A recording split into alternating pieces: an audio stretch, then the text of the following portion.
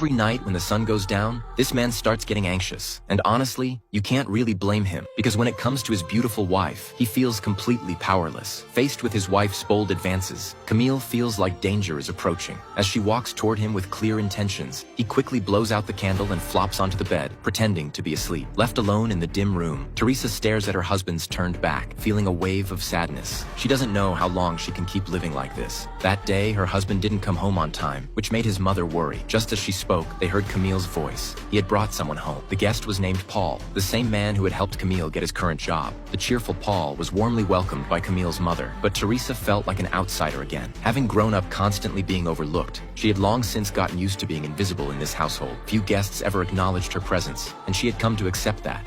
Good evening. So when Paul greeted her directly, Teresa was surprised. There was something about this big, rugged man that immediately pulled her in. Paul, being humorous and open, quickly blended in with everyone and began sharing stories from his life. He revealed that he used to be a life drawing artist, but one day his father accidentally walked in while he was working with a nude model. Shocked, his father stumbled back and fell down the stairs. Although he wasn't badly hurt, he cut off Paul's financial support from that day on. As Paul spoke, Teresa accidentally locked eyes with him, and suddenly, her heart began racing. She quickly stood up in a panic. Camille, witnessing this strange behavior, assumed his wife was being inappropriate and walked over stiffly to check on her. I have to open a window. Oh, what's wrong?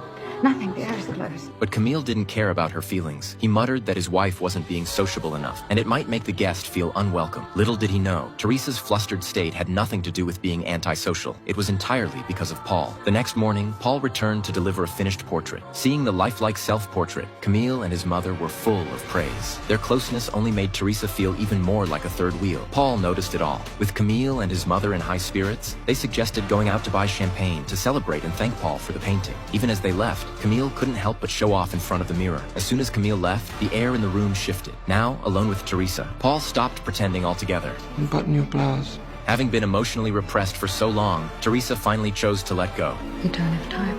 But with a love that defies every rule, can this really end well?